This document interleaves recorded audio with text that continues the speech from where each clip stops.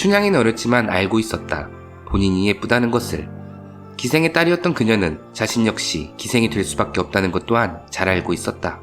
하지만 그녀는 결심했다. 예쁜 외모를 활용해 최고가 되기로. 기녀가 된 그녀는 모두가 예상했듯 큰 인기를 누렸다. 경력이 쌓일수록 남자 다루는 법을 자연스레 알게 되었다.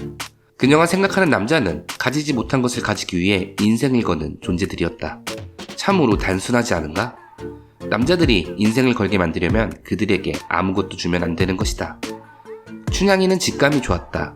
그래서 그녀는 기녀로서의 인기는 한때뿐이라는 걸 잘 알고 있었고, 인기가 절정인 지금 인생의 반전이 필요하다는 걸 느끼고 있었다.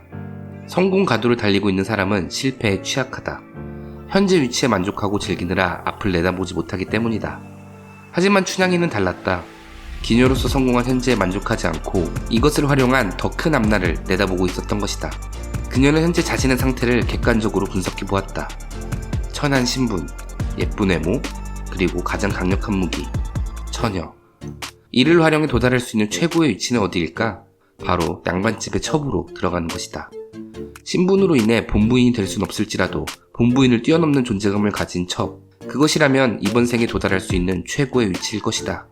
목표가 세워지자 춘향이는 실행에 나섰다. 기녀 일을 하며 룸에 들어갈 때마다 괜찮은 양반집 자제들에 대한 정보를 수집했다. 끌어당김의 법칙이란 게 이런 것일까?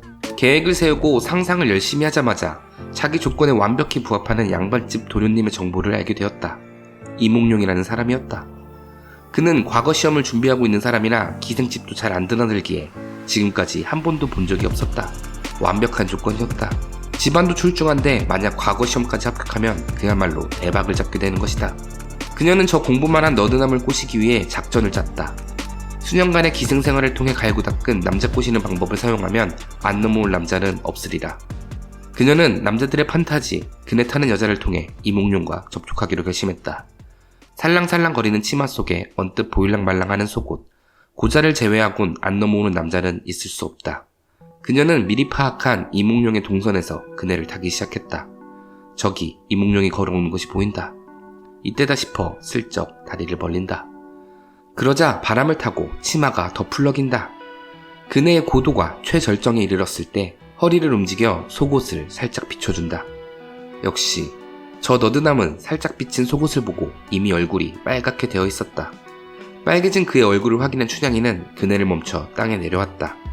역시나 춘향이에게 말을 걸어온다. 이 뒤로는 일사천리였다.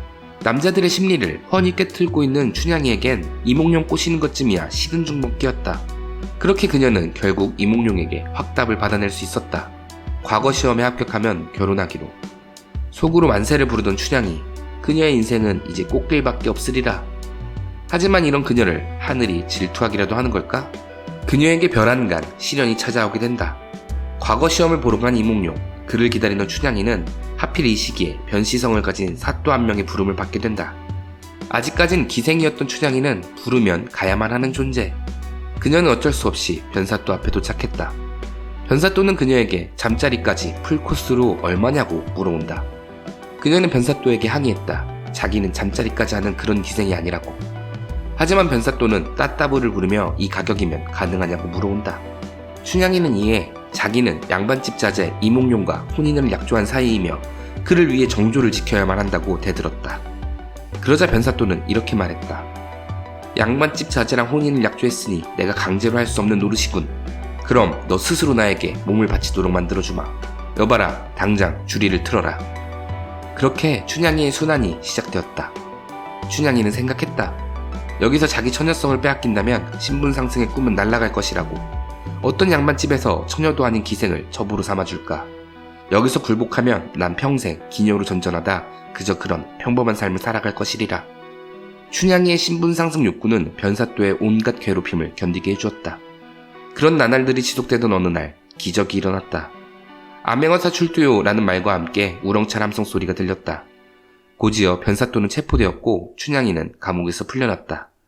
그런 춘향이에게 이몽룡은 다가가 포옹을 했다. 그리곤 이렇게 말을 했다. 변사또랑 했어? 춘향전 아주 유명한 이야기죠. 지방마다 여러 버전이 있습니다. 각 버전마다 전개가 조금씩 다르거나 결말이 천차만별입니다.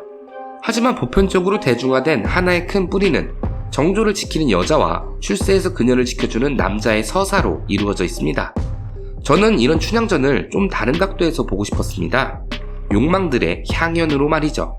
등장인물들을 잘 살펴보면 행동의 동기가 하나같이 본인들의 욕망을 실현하기 위해서입니다. 성욕과 과시욕의 변사또, 출세와 신분상승 욕구에 대한 집념의 춘향이, 권력욕과 처녀성에 집착하는 이몽룡, 춘향이 엄마, 향단이 등등 다른 인물들 역시 각자만의 욕망을 실현시키기 위해 애씁니다. 모두가 각자의 욕망을 실현하기 위한 과정에서 부딪히는 소리들이 뭉쳐져 하나의 시나리오가 탄생한 듯 보입니다. 서사의 끝은 욕망의 실현으로 마무리되었으나 우리는 알고 있습니다. 동서고금을 막론하고 항상 욕망의 달성은 파괴를 가져왔다는 것을. 이를 대변하기라도 하는 듯 알려진 해피엔딩 버전과는 다르게 춘향이의 결혼 후 힘든 생활, 그리고 결국 비극을 맞이하게 되는 결말을 가진 다른 엔딩의 버전도 존재합니다. 저는 오히려 이 비극적 결말이 훨씬 더 자연스럽지 않을까 생각해 보았습니다. 해피엔딩이라면 여자는 순결함을 무기로 목표를 달성해야 하고 남자는 성공을 통해 여자를 취해야 한다는 다소 시대착오적인 교훈이 되겠지만, 새드엔딩이라면 욕망에 대한 집념은 파괴를 불러온다는 시대를 관통하는 메시지를 줄 수 있을 테니깐요. 여러분들의 생각은 어떠세요?